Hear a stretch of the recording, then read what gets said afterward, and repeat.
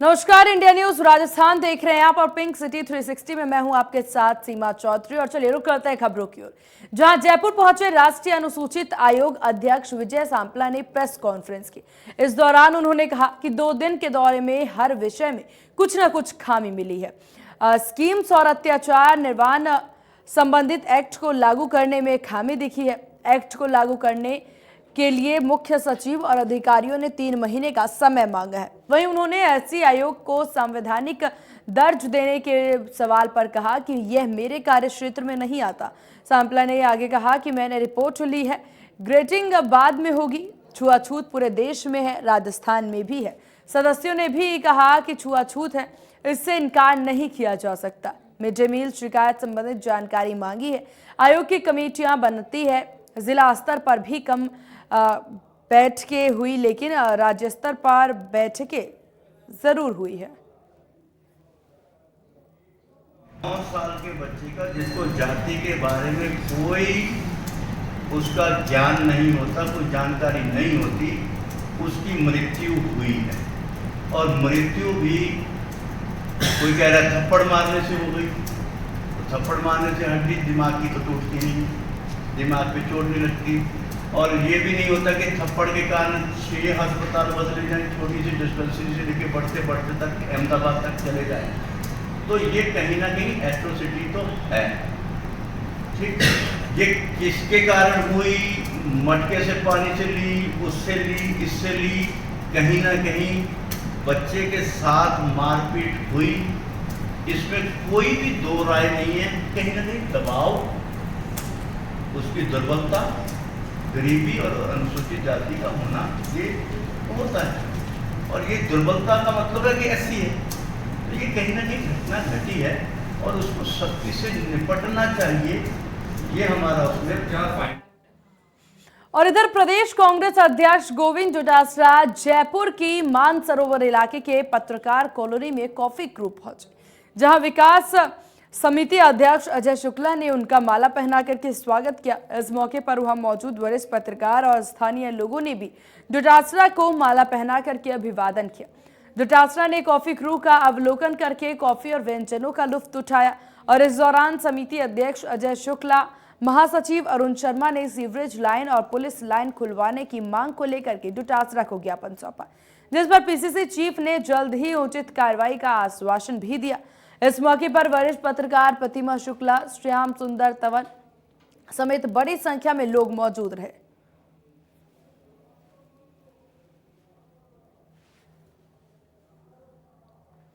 और इधर जयपुर में कानून व्यवस्था को लेकर के उठाए सवाल पर बीजेपी ने राज्य सरकार पर गंभीर सवाल उठाए। सरकार को आम जनता की चिंता नहीं है, रामलाल शर्मा के द्वारा यह बयान दिया गया। उन्होंने आगे कहा, प्रदेश में अपराधियों के हौसले काफी बुलंद हैं।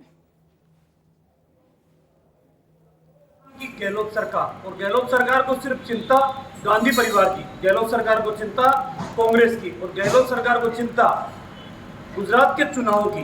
गहलोत जी को चिंता राजस्थान के हो रहे अपराधों के ऊपर अंकुश लगाने की नहीं है। जयपुर राजधानी है राजस्थान की, और राजधानी के अंदर ही 60 लाख रुपए की डकैती हो जाए और पुलिस हाथ पे हाथ धरी हुई बैठी रह जाए, अपराधी बेखौफ होकर अपराध को कारित करने का काम कर रहे हैं, लेकिन सरकार इन अपराधियों को अंकुश लगाने में नाकाम साबित हुई है। भारतीय जनता पार्टी मांग करती है कि आप अपने राजनीतिक एजेंडे के आधार पर काम करो, हमें उसकी कोई आपत्ति नहीं है, लेकिन कम से कम राजस्थान प्रदेश की जिम्मेदारी आपके पास है। इस जिम्मेदारी का निर्वहन करने का काम भी आप करें। अपराधियों। दिल्ली के उप मुख्यमंत्री मनीष सिसोदिया के घर हुए सीबीआई के छापे के बाद से ही आम आदमी पार्टी बीजेपी पर हमलावर है। इसी सिलसिले में राजस्थान आम आदमी पार्टी प्रभारी विनय मिश्रा का भी बयान सामने आया। विनय मिश्रा ने बीजेपी पर ईडी सीबीआई का दुरुपयोग करने का आरोप लगाया। मिश्रा ने कहा, हमारे विधायकों को खरीदने के लिए 20-20 करोड़ का ऑफर दिया गया है। इस हिसाब से 800 करोड़ रुपए का काला धन घूम रहा है। ईडी इस काले धन को क्यों नहीं पकड़ती? वहीं विनय मिश्रा ने आगे बताया कि सभी विधायक पार्टी आलाकमान के संपर्क में हैं। मीटिंग में नहीं पहुंचने वाले सभी विधायकों से फोन पर बात हुई है। सभी विधायकों ने कहा है कि हम पार्टी के साथ खड़े हैं। 9 विधायक पहुंचे, उसमें पार्टी ने साफ साफ कहा, अब उन 9 से संपर्क हुआ, दूरभाष से संपर्क हुआ। जय स्पीकर साहब विदेश में थे, मैं यहाँ हूँ, राजस्थान में हूँ। ऐसे ही और भी एमएलए दिनेश मोहनिया जी उत्तराखंड में थे पार्टी के काम से। तो सबसे फ़ोन पे संपर्क हुआ और सबने अरविंद जी का साथ देने का वादा किया और सबने कहा कि हम पार्टी के साथ खड़े। देखिए, मैं बड़ा हैरान हूँ कि आज बीजेपी सीबीआई और ईडी लेके मनीष जी के यहाँ पहुँची, विपक्ष के नेताओं के यहाँ पहुँच रही है। अगर इनकी मंशा होती तो ये अपने नेताओं को नहीं पूछता। और आज 40 एमएलए खरीदने के लिए अगर 20-20 करोड़ के हिसाब से भी देखो तो 800 करोड़ काला धन घूम रहा है। तो आज सीबीआई ईडी उनको क्यों नहीं ढूंढती है? जयपुर में व्यापारियों ने एकजुट होकर के नाइट बाजार का विरोध किया और बाजार बंद कर दिया। चौड़ा रास्ता में दुकानें बंद कर व्यापारी बाजार बंद का विरोध जता रहे हैं। बता दें कि हेरिटेज नगर निगम 27 और 28 अगस्त को ट्रायल के तौर पर नाइट बाजार लगेगा।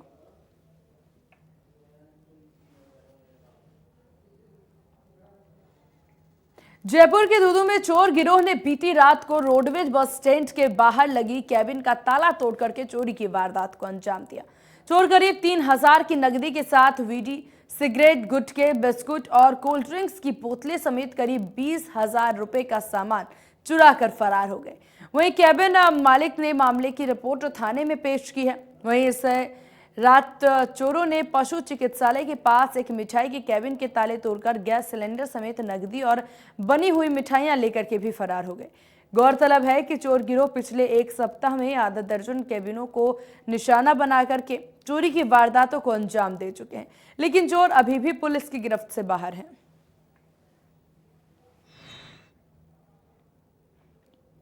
चाकसू में फायरिंग कर ज्वेलरी के व्यापारी के साथ लूट का मामला सामने आया। बदमाश बंदूक की नोक पर सोनार से 14 किलोग्राम चांदी और 140 ग्राम सोना लूट करके फरार हो गए। वहीं बता दें कि बाइक सवार बदमाशों ने इस वारदात को अंजाम दिया है। फिलहाल पुलिस मामले की जांच कर रही है। 3 लड़के बिना नंबरी मोटरसाइकिल से आए और इनकी मोटरसाइकिल के आगे इनको लगा करके नहीं रोकने का प्रयास किया, तो ज़बरदस्ती से रोका और एक ने फायर किया। फिर उसके बाद में इनसे बैग छीनने का प्रयास किया तो बैग इन्होंने नहीं छोड़ा और दूसरा फायर किया इन्होंने, तब ये घबरा गए और वो बैग छीन करके वापस शिवदासपुरा की तरफ करके वो भाग गए। इसमें मुकदमा दर्ज कर लिया गया है, तफ्तीश जारी है, फोरेंसिक टीम भी आ गई है और कार्रवाई जारी है। हम 3 सेक्टर से चले थे, प्रताप नगर से, और यहाँ शिवदासपुरा से करीब 2 किलोमीटर अंदर पदमपुरा रोड पे गए। पीछे से एक मोटरसाइकिल पे 3 जने आए थे और पीछे से बकते आ रहे थे, रोको रोको रोको रोको रोको रोको, और साइड में हमारी मोटरसाइकिल को दबाते गए।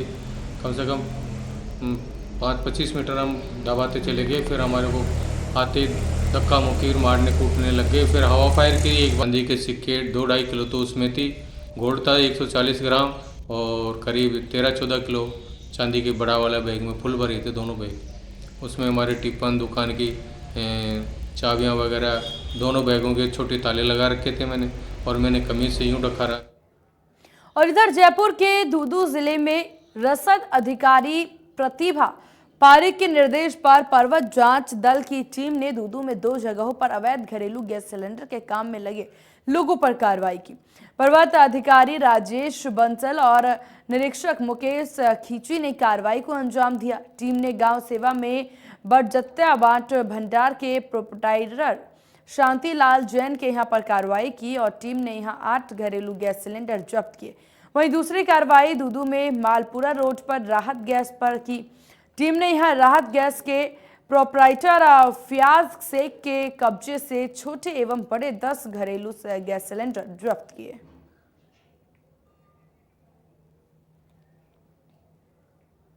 छात्र संघ चुनाव को लेकर के शुक्रवार को वोटिंग होगी। जयपुर में इंडिया न्यूज संवाददाता अजय जायसवाल ने स्टूडेंट से बातचीत में जाना कि इस बार चुनाव को लेकर के क्या कुछ मुद्दे हैं। प्रदेश में छात्र संघ चुनाव होने हैं और इस बार क्या मुद्दे हैं? क्या छात्र संघ चुनाव की आड़ में हुड़दंग होना चाहिए? क्या मुद्दे हैं कॉलेजों के इस बार? कुछ जो बालिकाएं हैं जो कॉलेजों में पढ़ती है वो हमारे साथ मौजूद है और खास बातचीत करेंगे कि इस बार क्या मुद्दे हैं। क्या जाति के नाम पर वोट मिलने चाहिए? क्या होना चाहिए? क्या नाम है आपका और इस बार क्या मुद्दे हैं?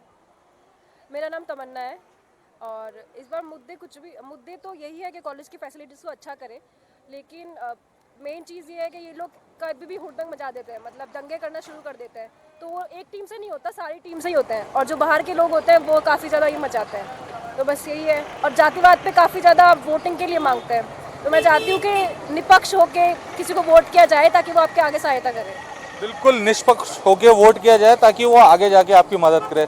क्या जाति के नाम पर वोट डालना चाहिए? क्योंकि देखने को मिलता है कि कॉलेजों में भी अलग अलग जातियों के नाम से यहाँ पर जो प्रत्याशी है अपना वर्चस्व दिखाते हैं, ठीक है ना, एका करने की कोशिश करते हैं। क्या जाति के नाम पर वोट डालने चाहिए, नहीं डालने? जाति की बात नाम पे वोट नहीं डालनी चाहिए, क्योंकि जो इंसान काम कर रहा है हमें दिख रहा है उसने कितनी मेहनत की, उस हिसाब से वोट डालनी चाहिए। अगर हम जाति देखेंगे कि हाँ ये राजपूत है, ये जाट है, ये मीणा, ऐसे देख के वोट डालेंगे तो फिर वो हमारे काम आएंगे ही नहीं ना आगे। अपन ये देखेंगे कि हाँ ये इंसान काम कर रहा है अभी, तभी वो इंसान हमारे आगे जाके काम आएगा। अब मैं राजपूत हूँ, मैं खुद उपाध्यक्ष के पोस्ट पे खड़ी हूँ, तो ये थोड़ी राजपूत मुझे सारे सपोर्ट कर देंगे, नहीं करेंगे। वो तभी सपोर्ट करेंगे जब मैं काम करूंगी स्टूडेंट्स के लिए, ऐसे कोई किसी को सपोर्ट नहीं करेगा। मेरा यही है। यानी कि छात्र छात्राओं को अंतरात्मा से सोचना पड़ेगा कि कौन हमारे लिए काम कर रहा है और कितने सालों से वो अंदर ही अंदर कॉलेज में काम कर रहा है और इस बार चुनाव भी लड़ रहा है। क्या लगता है इस बार जो छात्र संघ चुनाव है, क्या मुद्दे होने चाहिए कॉलेजों के? क्या जाति के नाम पर वोट पढ़ने चाहिए, नहीं पढ़ने चाहिए? नहीं, जाति के नाम पे वोट नहीं पड़ने चाहिए, क्योंकि एक हर एक की सिचुएशन के अकॉर्डिंग और एक्टिव रहना जरूरी होता है। क्या लगता है आपको क्या होने चाहिए, क्या मुद्दे हैं आपकी बार कॉलेजों में? जैसे आप कॉलेज में पढ़ती हैं, क्या मांग करते हैं? अगर कोई अध्यक्ष बनता है आपके तो क्या मांग करेंगे उनसे? हमारी सारी फैसिलिटीज़ को नीड फुलफिल करे वगैरह वगैरह, और क्या नाम है, हमारे लिए एक्टिव रहे, हमारे लिए हर एक चीज़ के अंदर वो सिचुएशन को हमारे लिए वोट और सपोर्ट करे कि हमें क्या नीड चाहिए और क्या नीड नहीं चाहिए, हमारे लिए मतलब हर एक तरीके से सपोर्ट करने चाहिए। बिल्कुल हमारा सपोर्ट करें इन बालिकाओं का, छात्राओं का। सबका कहना है कि ऐसा छात्र संघ पूरा पैनल आए जो कॉलेज में जो समस्या है इन जो छात्रों की समस्या हल कर सके। क्या कहना चाहेंगे इस बार कैसे होने चाहिए छात्र संघ चुनाव? क्योंकि हर बार देखने को मिलता है कि चुनाव से पहले जो हुड़दंग देखने को मिलता है, क्योंकि प्रत्यक्ष टिकट के लिए मांग करते हैं लेकिन झगड़ेबाजी कॉलेज के बाहर, उससे माहौल खराब होता दिखता है। क्या लगता है? इस बार भी हुआ है माहौल खराब, तो और बहुत लोगों की चोट भी लगी है, मेरी भी चोट लगी है उस माहौल के कारण।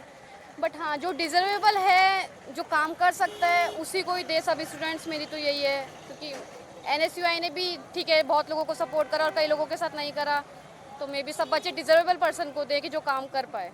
प्रत्याशियों को देखने को मिलता है कि 5,000 रुपए तक का ही खर्च वो चुनाव में कर सकते हैं। क्या लगता है कि 5,000 रुपए में चुनाव होते हैं? नहीं, बिल्कुल नहीं, पॉसिबिलिटी नहीं है, 1% भी नहीं है। कितने हो, क्या लगता है आपको? काफी सारे मतलब लाख 1.5 लाख तो खर्च कर ही रहे हैं। 4 लाख काफी लोगों के 4 लाख तक खर्च हो गए हैं पैसे इसमें। आपने देखे खर्च होते हुए? हाँ बिल्कुल, वो फैसिलिटीज लोग से देखा है, उनकी फैसिलिटीज से देखा है। पार्टीज दे रहे हैं तो बिल्कुल सभी छात्राओं का साफ तौर पर कहना है कि इस बार जो प्रत्याशी चुन के आए वो कॉलेजों में जो समस्याएं हैं उन छात्रों की हल करे, ताकि जो साल भर जो समस्या आती है वो समस्या न आए, जल्द से जल्द उन समस्याओं को हल सके, ताकि छात्राओं को जो स्टूडेंट पढ़ते हैं कॉलेज में उनको यहाँ पर सुविधाएं मिल सके और वो अपनी शिक्षा अच्छे से प्राप्त कर सके। मेरे सहयोगी राकेश के साथ अक्षय जायसवाल, इंडिया न्यूज जयपुर। छात्र संघ चुनाव में वोटिंग प्रतिशत बढ़ाने के लिए छात्रों को जागरूक किया गया। छात्र कोष ने बताया कि राजस्थान विश्वविद्यालय के पिछले चुनाव में काफी कम मतदान हुआ था। ऐसे में जागरूक छात्रों की ओर से पहल की गई है और कैंपस में सभी छात्रों से मिलकर मतदान के लिए अपील की गई।